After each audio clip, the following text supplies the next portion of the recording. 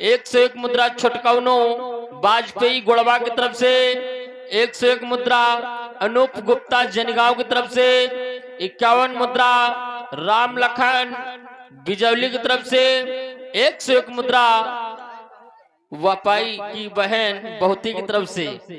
सभी भाइयों ने मिलकर के मेला कमेटी में दान किया। हमारी यादव पार्टी की तरफ से कोट सा धन्यवाद।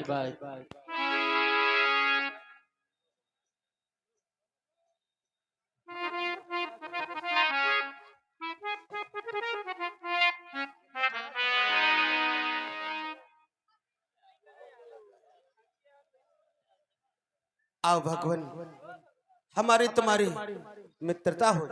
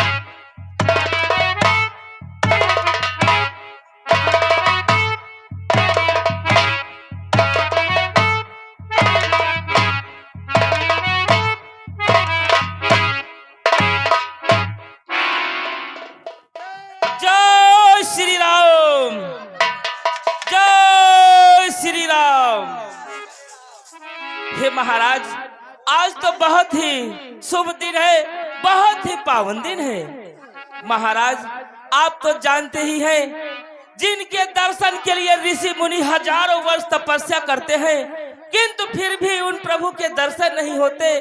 किंतु आज उन नारायण से आपकी तो मित्रता हो गई है। हम सभी लोग बहुत ही प्रसन्न हैं। किंतु महाराज, हम सभी लोग प्रसन्न हैं और अपने प्रभु बहुत दुखी हैं। इसलिए आप प्रभु से कहें, क्यों ना चलो उनको आपके बगीचे से टहला लाते हैं, मीठे मीठे फल खिलाएंगे, जिससे प्रभु का मन भी लग जाएगा।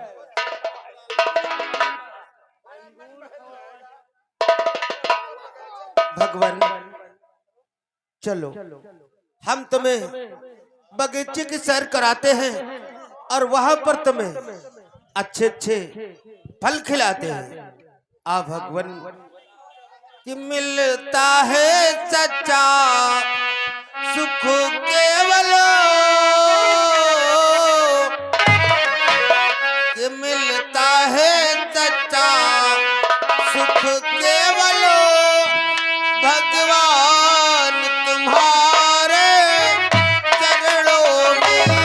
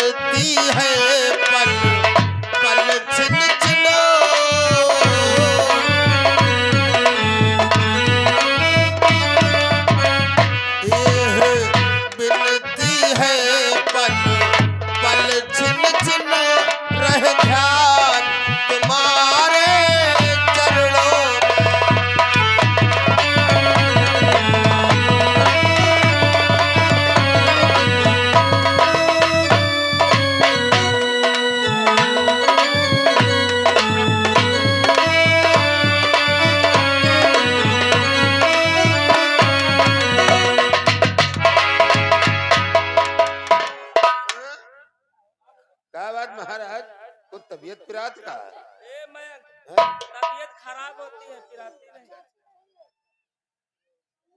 हे सखा सुग्रीव,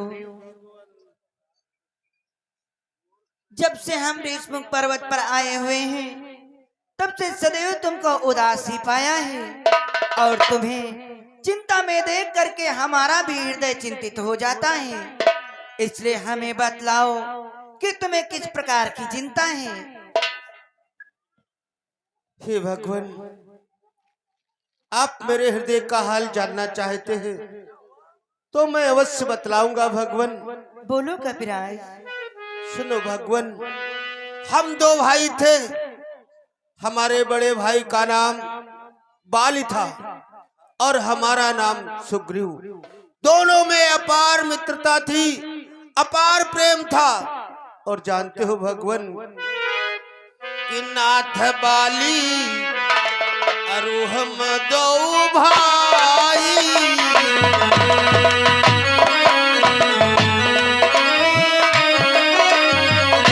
नाथ बाली अरु मैं दो भाई, प्रीति रही कछु बरन न जाई।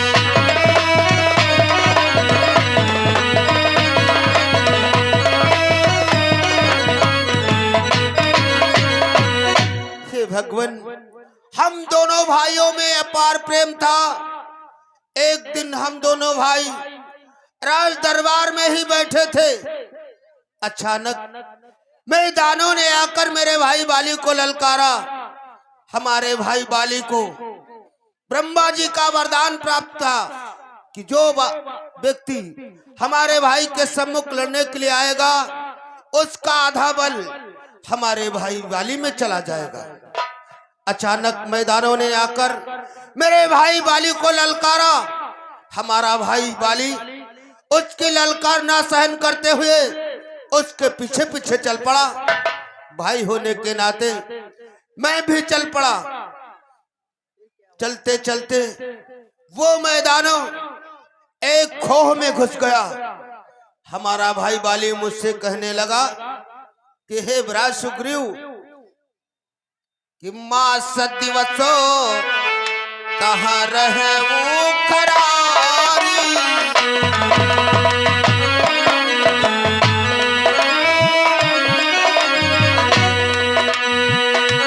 मास दिवस कहाँ रहे वो करारी, निकली रुधिर धारता भारी।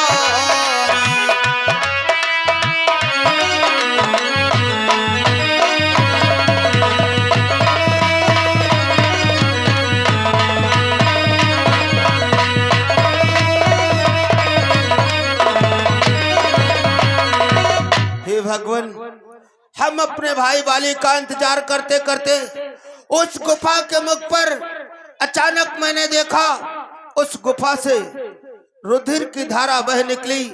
मैंने सोचा उस मायावी ने मेरे भाई बाली का वध कर दिया।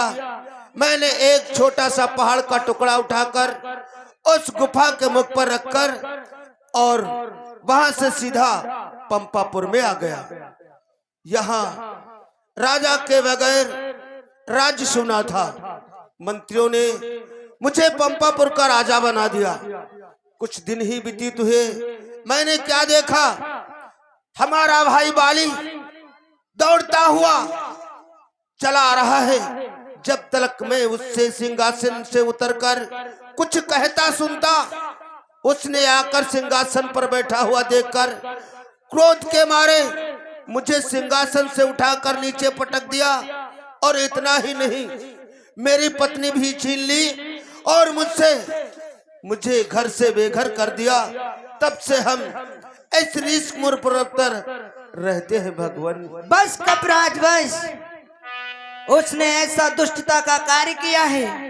हम तुम्हें वचन देते हैं कि संध्या तक हम बाली का वध करके तुम्हारी पत्नी तथा तुम्हारा सिंहासन तुम्हें वापस लौटा देंगे। ये क्या कहते हो भगवान? मेरा भाई वरदानी है, बलशाली है। उसके सम्मुख आने वाले का बल उसके शरीर में आ जाता है। इसलिए मुझे विश्वास नहीं होता कि तुम हमारे भाई बाली पर विजय को प्राप्त कर सकते हो। तो कपिराज आप ही बताएं, आपको किस प्रकार से विश्वास होगा? इधर दृष्टि डालो भगवान। ये 7 ताड़ के पेड़ दिखाई पड़ रहे हैं। जो योद्धा, जो वीर एक ही बाण से इन 7 ताड़ के पेड़ों को एक ही बाण से जमीन पर धराशाही करेगा, वही हमारे भाई बाली पर विजय को प्राप्त कर सकता है। तो ठीक है कपिराज, मैं एक ही बाण से इन 7 ताड़ के वृक्षों को काट गिराता हूँ। हेलो, एक आवश्यक सूचना। लाइट ऑपरेटर, अगर मेरी आवाज पा रहे हैं तो कृपया मंच पे लाइट जला दें। Light operator.